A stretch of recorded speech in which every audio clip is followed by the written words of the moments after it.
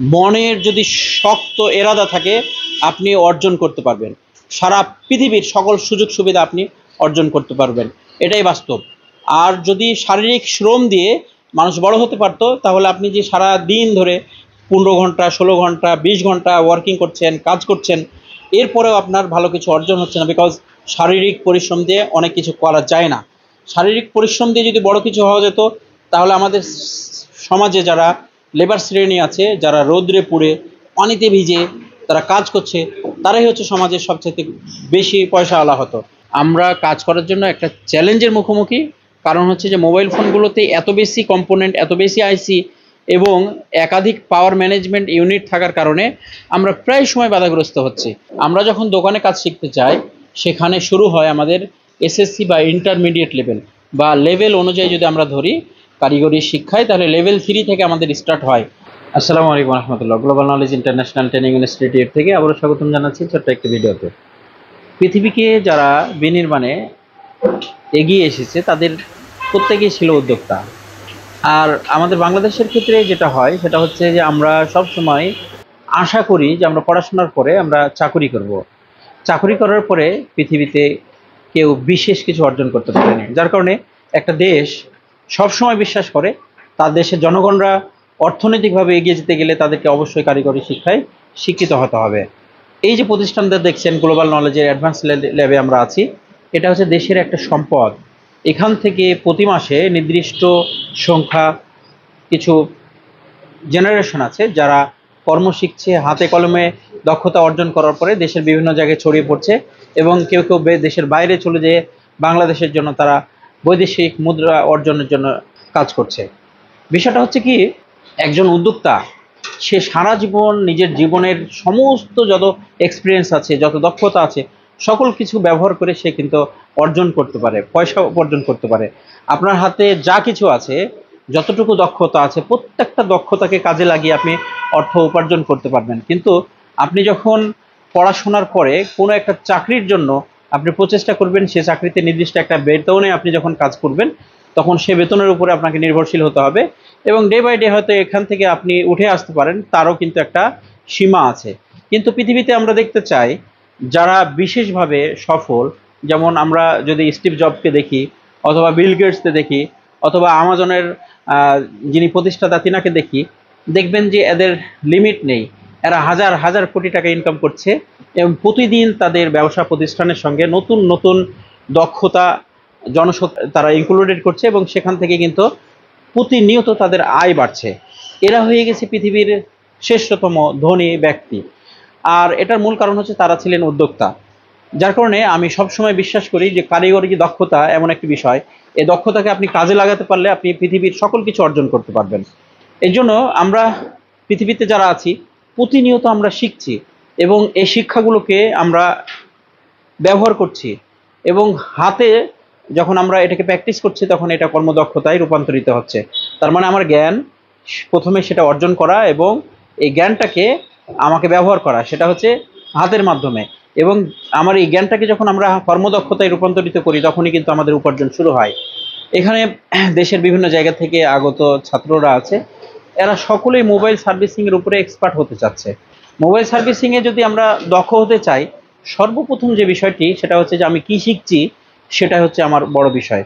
Global knowledge এটা বিশ্বাস করে যে আপনাকে সুশিক্ষায় সুশিক্ষিত যদি করা যায়, তাহলে সারা জীবন এখান থেকে আপনি ফিডব্যাক পেতে পারেন। আর আপনাকে যদি শুধুমাত্র হ্যান্ড স্কিলের উপরে প্র্যাকটিস করানো যায়, তাহলে আপনি 3 মাস 6 মাস 1 বছর 2 বছর আপনি এই সেক্টরে টিকে থাকবেন।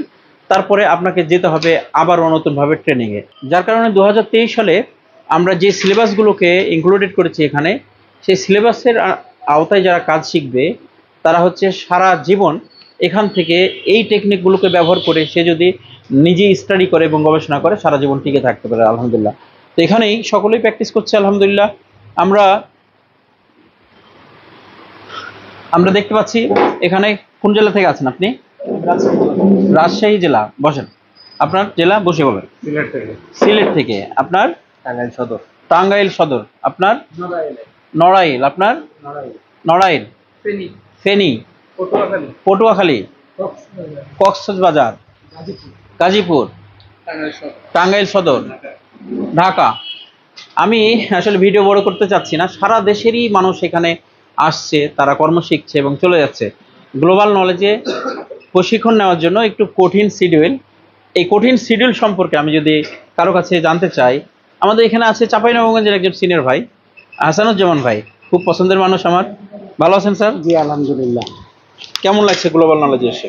অবশ্যই ভালো লাগছে, কারণ আগে কাজ করেছি, বাটন ফোনে কাজ করেছি, কিন্তু স্মার্টফোনের কাজগুলা টুকটাক করতাম, কিন্তু কম্পোনেন্ট ওয়াইজ যে কাজগুলা এই কাজগুলা আমি জানতাম না। যদিও জানতাম অল্প, কিন্তু এখানে আসার পরে অনেকটা ক্লিয়ার হলাম।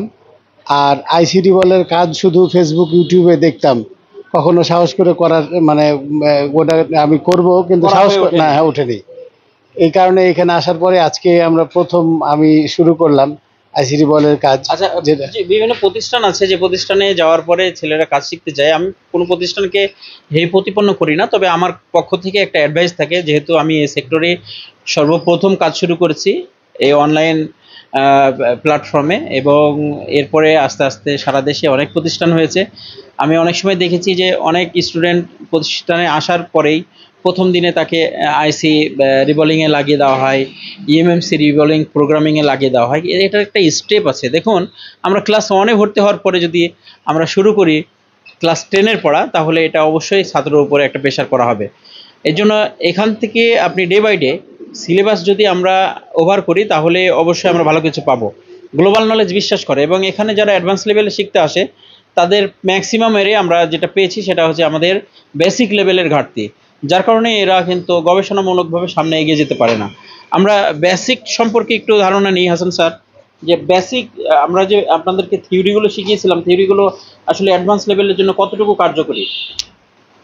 অ্যাডভান্স লেভেলের জন্য পুরোটাই কাজের ছিল, কারণ আমরা এর আগে টাচ ফোনে যে কাজ করেছি, আমার যে সেভেন গ্রুপের যে কাজগুলা, অনেক সময় যে আমরা ব্যাক ব্যাক ব্যাক বাটনে হোম বাটনে কাজ করতো না, সেই ক্ষেত্রে দেখা গেল যে একটা কম্পোনেন্ট আছে, সেই ক্ষেত্রে আমরা অনেক রেবন চেঞ্জ করেছি, কিন্তু কোনো সমাধান পেতাম না, কাস্টমারকে সেট ফেরত দিতাম।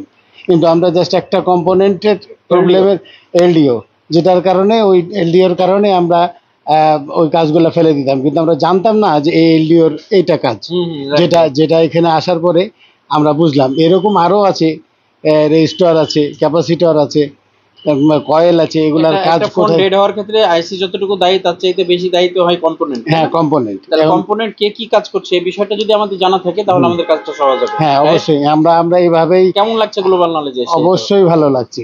আমি তো অনেক কিছুই জানতাম না, কিন্তু এখন জানলাম, এখন আমার কাছে অনেক ভালো লাগছে। আমার মনে হয় যে এখন আমি আর কাজ করতে হয়তো ইনশাল্লাহ আর বাধাপ্রাপ্ত হব না। যাক, শুভকামনা থাকলো হাসান ভাইয়ের জন্য। এভাবেই কিন্তু প্রত্যেকটা টেকনিশিয়ান তাদের যে ব্যর্থতার জায়গাগুলো সেগুলোকে ফিল আপ করার চেষ্টা করছে, এবং সেটাকে তাদের দক্ষতায় রূপান্তরিত করার চেষ্টা করছে। আমাদেরকে চেষ্টা করতে হবে সঠিক শিক্ষা নিয়ে সামনে অগ্রসর হওয়ার। আমি ফিনিশিং টাইমে একটা কথা বলি, সেটা হচ্ছে যে আমরা কাজ করছি, দেখুন আমরা আমাদের ফোনে নেটওয়ার্ক পাচ্ছে না। নেটওয়ার্ক না পাওয়ার পিছনে কি কারণ হতে পারে? আমার নেটওয়ার্ক আইসিটা নষ্ট, আমরা এটাই ধরি।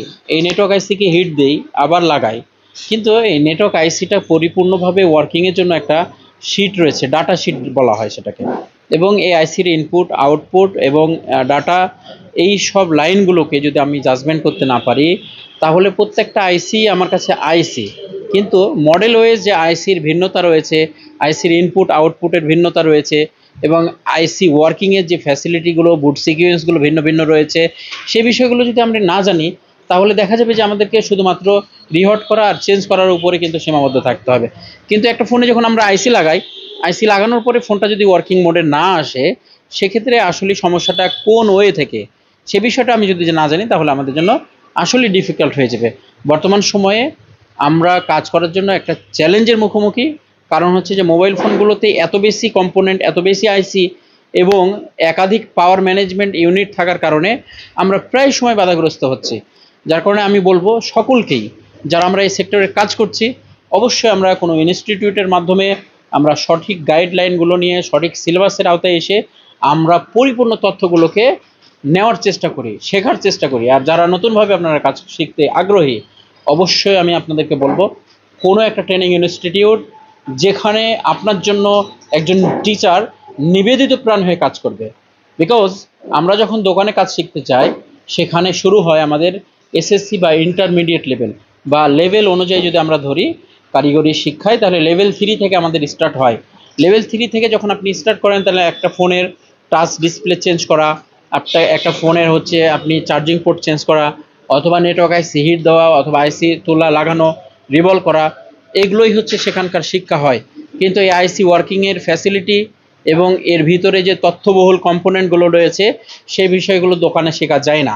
যার কারণে একজন ভালো ছাত্র যদি কখনো ইঞ্জিনিয়ার হতে চায়, ডাক্তার হতে চায়, তাহলে তাকে পড়তে হয় ইঞ্জিনিয়ারিংয়ে। পড়াশোনা শেষ করার পরে তারা কোনো একটা ইন্ডাস্ট্রিয়াল কোনো একটা ল্যাবে গিয়ে তারা প্র্যাকটিস করে এবং তার শেখা এবং দক্ষতা দুটোকে সমন্বয় করে। আর আমরা কি বলি, আমাদের মোবাইল সার্ভিসিং সেক্টরে একটা ভ্রান্ত ধারণা আছে যে আগে দোকানে কাজ শিখো তারপর ইনস্টিটিউটে যাও। নো, এটা এরকমভাবে হয় না। আমাদেরকে আগে শিখতে হবে তথ্য, এরপরে আমরা প্র্যাকটিক্যালি কোনো ইন্ডাস্ট্রিয়াল এক্সপার্টের কাছে গিয়ে অথবা কোনো একটা দোকানে গিয়ে প্র্যাকটিক্যালি সেটাকে আমাদের হ্যান্ড স্কিলের যে দক্ষতা রয়েছে সেটাকে আমাদেরকে ইনপুট করতে হবে।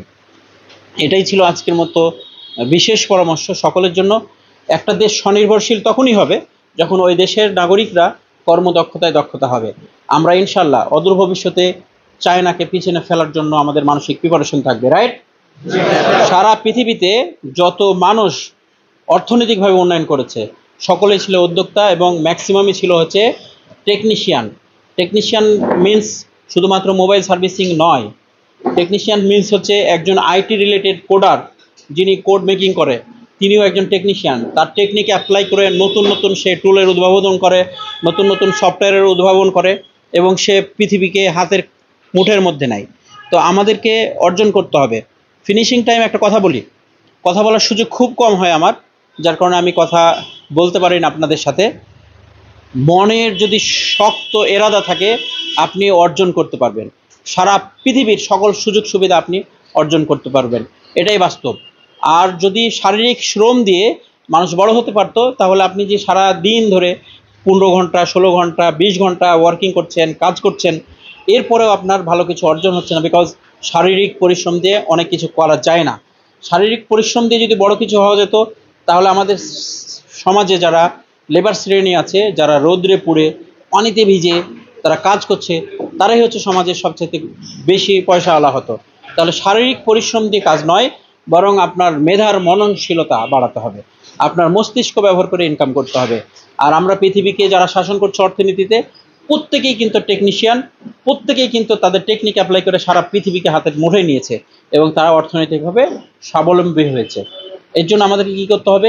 আমরা যদি আমাদের মেধাকে কাজে লাগিয়ে বড় হতে চাই, আপনাকে স্টাডি করতে হবে। আপনি যে সেক্টরে আছেন সেই সেক্টর সম্পর্কে আপনাকে স্টাডি করতে হবে। পড়াশোনার পরে আপনি যেটা অ্যাপ্লাই করবেন সেটা পৃথিবীর আর কারোর সাথে মিলবে না এবং সেটা অবশ্যই পৃথিবীর শ্রেষ্ঠতম একটি দক্ষ কাজ হবে। সকলকে ধন্যবাদ জানাচ্ছি। আমাদের জন্য সকলে দোয়া করবেন। আসসালামু আলাইকুম ওয়া রাহমাতুল্লাহ।